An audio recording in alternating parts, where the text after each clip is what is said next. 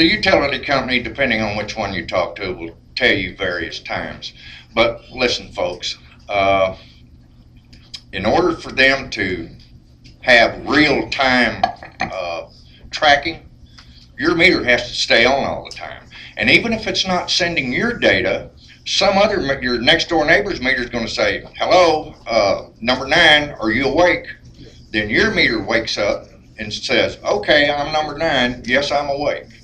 They're constantly transmitting regardless of what they try to tell you. Their options are to move the meter off the house. That's not doing anything. You're still being exposed, full body exposure.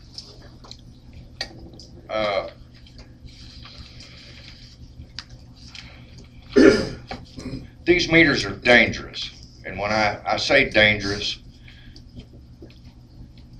one of the last fundamental rights that we have in this country is freedom of choice.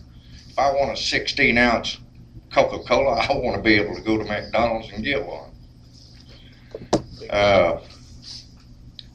These meters, every electronic device has a signature. This device shows up different on a spectrum analyzer. This device shows up different on a spectrum analyzer. Their software manipulates what they receive, and they know, to break it down much simpler than that, they know when you get up in the morning, they know when you go to the bathroom, they know when your wife turns the coffee pot on, because every device has its own signature. I'm personal friends with the gentleman who invented the GCI receptacle. Most bathrooms have them. If your appliance gets wet, it automatically turns itself off. GFI. He has, for the last 2.5 years, been making devices for refrigerators, stoves, air conditioners that actually talk to the smart meter. So if you're on one of those up and down rates that they offer, you'll be sitting in your living room drinking hot tea and it's 110 outside, and all of a sudden your air conditioner's turned off. The power company did that. I'd like to, on the privacy issue, there's already been a U.S. court case, Kylo versus the United States, where they used a thermal imaging device, the police did, outside his home to see if he was home. It went all the way to the Supreme Court. They threw it out. The Supreme Court drew a fine, hard line on privacy, and it starts at the front door of your home. Sir? Ma'am. Are you about to conclude? Yes, ma'am, I am. All right. Thank you.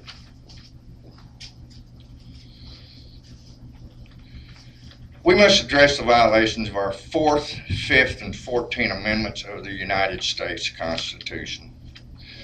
The 4th, the right of the people to be secure in persons, houses, papers, and effects against unreasonable searches.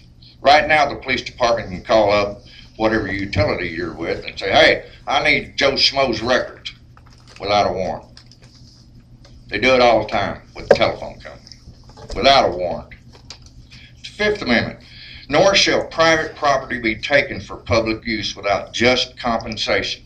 When I was in a paging business, do you think that the utility company would let me go around in my dead areas here in Little Rock and let me place a transmitter and an antenna on every one of their light poles? Do you think they would let me do that? Well, that's exactly what they're doing. They're placing an antenna and a transmitter on your house. You're not, how could, my electric bill was $33 this month. You know what the other $75 was for? Recovery Act, or this and that. I'm not complaining about a $33 electric bill.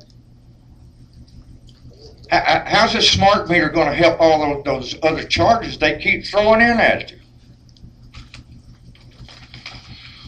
And the 14th Amendment, our right to a safe reasonable, adequate, and non-discriminatory right to receive electricity has been violated.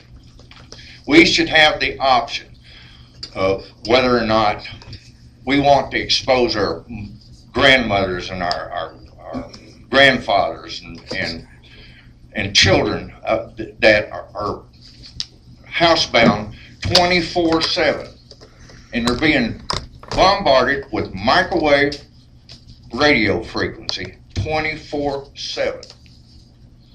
Questions from the committee, sir?